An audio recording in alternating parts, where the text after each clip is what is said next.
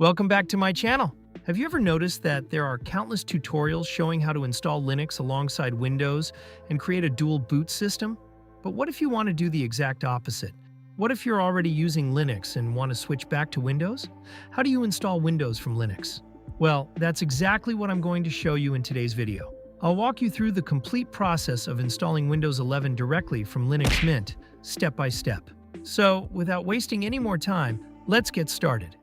Welcome to my channel, Technichio. As you can see, I'm currently running Linux Mint on my system, and I don't have any other operating system installed alongside it. Linux Mint is the only operating system installed on this PC at the moment. Now, before we can install Windows, the first thing we'll need is the Windows 11 ISO file. So I'll open my web browser and search for Download Windows 11. Then I'll open Microsoft's official website and download the latest version of Windows 11. The process is pretty straightforward. First, choose the Windows edition you want to download, then select your preferred language. And finally, Microsoft will generate a download link for you. Keep in mind that this download link is only valid for 24 hours. Since I've already downloaded the Windows 11 ISO file, I'll cancel the download and open my Downloads folder instead. As you can see, the Windows 11 ISO file is already available here. If I double-click it, you'll notice that Linux Mint automatically mounts the ISO image, just like Windows does. However, unlike Windows, I can't actually run the Windows installer directly from this mounted ISO inside Linux Mint. So I'll simply unmount it and go back to my Downloads folder. Next, I'll connect my USB flash drive. As you can see, my USB drive has now been detected by the system, and it's currently completely empty. Now, if I right-click on the Windows 11 ISO file, you'll notice an option called Make Bootable USB Stick. If I click on it, you'll see that the Windows ISO is automatically selected as the source image, and I'll simply choose my USB drive as the destination. However, the moment I click the right button, you'll notice that an error message appears.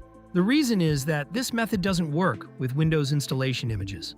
Linux automatically detects that this is a Windows ISO, and Windows installation media requires a special writing process. In other words, we can't simply write a Windows ISO directly to a USB drive using the default Linux utility. So I'll close this warning message. Now, I'll open my browser once again and search for Ventoy. If you've never heard of Ventoy before, don't worry. You'll find a complete step-by-step tutorial linked in the description below, where I've explained everything in detail. Ventoy is an incredibly useful multi-boot tool that allows you to make your USB drive bootable.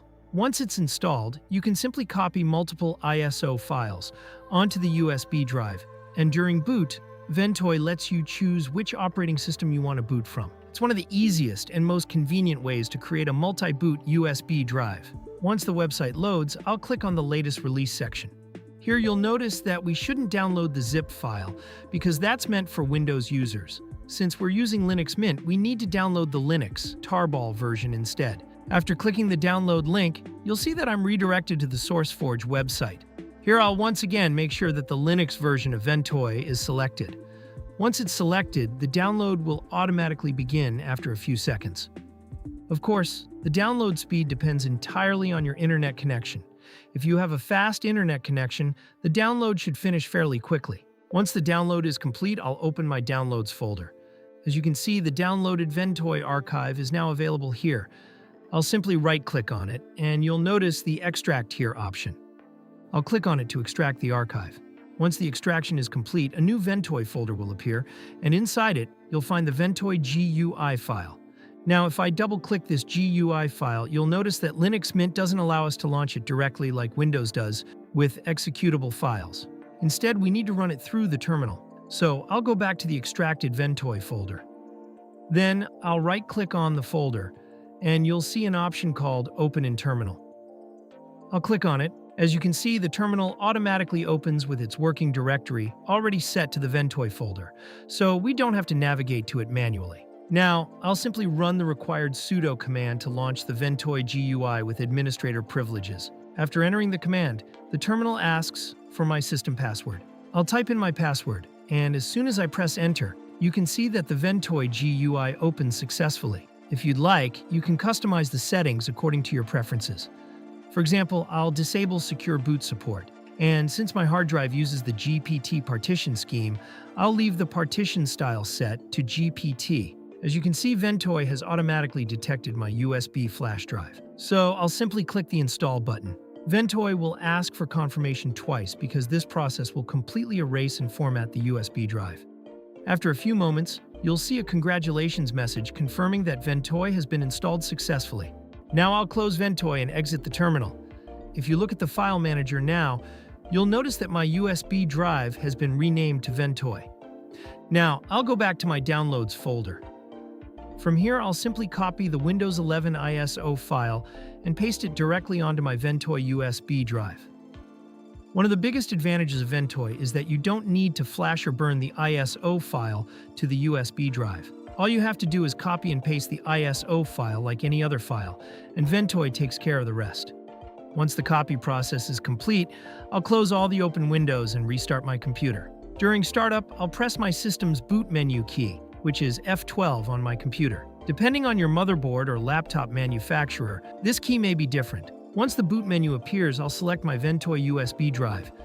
As you can see, Ventoy has booted successfully without any errors. On the Ventoy boot screen, you can now see the Windows 11 ISO file that we copied to the USB drive earlier. I'll select it and press Enter. Next, Ventoy gives us a few boot options. I'll simply choose Boot in Normal Mode, which is the recommended option for most systems.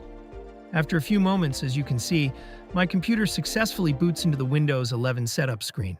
Now the Windows installation process begins. First, I'll select my preferred language, time, and currency format, and keyboard layout. Once everything is selected, I'll click Next. Then I'll confirm that I want to install Windows 11 and continue with the setup. After that, I'll accept the Microsoft software license terms and click Next to proceed. Now, Windows asks me where I want to install the operating system. This is where we'll choose the partition for the installation. If you look closely, you'll notice that there are 3 partitions that were created when I installed Linux Mint. The first one is the 500 megabyte EFI system partition. The second is the Linux root partition, where the operating system itself is installed. And the third is the home partition, which stores my personal files and user data. Since these partitions are formatted using the ext4 file system, Windows cannot install directly onto them. So before installing Windows, we'll need to delete the Linux partitions that we no longer need. After deleting those partitions, we'll have unallocated space available. I'll select that unallocated space and click Next. Windows Setup will automatically create all the required partitions and begin the installation process. As you can see, Windows 11 has now started installing successfully. Now, the Windows installation process has started. During the installation, your computer may restart several times. This is completely normal, so there's nothing to worry about. Once the installation is complete, you'll be taken to the Windows out-of-box experience, where you'll need to perform the initial setup. Here, I'll select my country or region, choose my preferred keyboard layout, connect to a network, and complete the sign-in process. Since this part also includes downloading Windows updates and applying them in the background, it can take quite a while to finish. To save some time, I'll skip this portion of the setup for you. If you prefer to install Windows without an internet connection and complete the setup using a local account instead, don't worry. In my next tutorial, I'll show you exactly how to bypass the internet requirement and finish the Windows 11 setup completely offline. Once I've completed the sign-in process and all the necessary updates have been installed, you can see that Windows 11 has booted successfully, and I'm now on the Windows desktop. Now let's verify that the installation was successful. I'll open Settings, go to System, and then open the About section. As you can see, Windows 11 Pro is now successfully installed on my system. Next, I'll open File Explorer.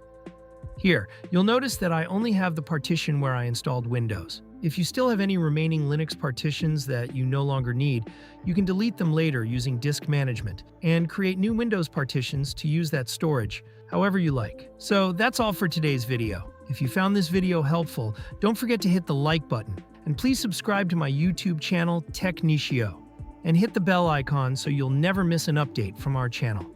Together, let's end tech tantrums. Thank you.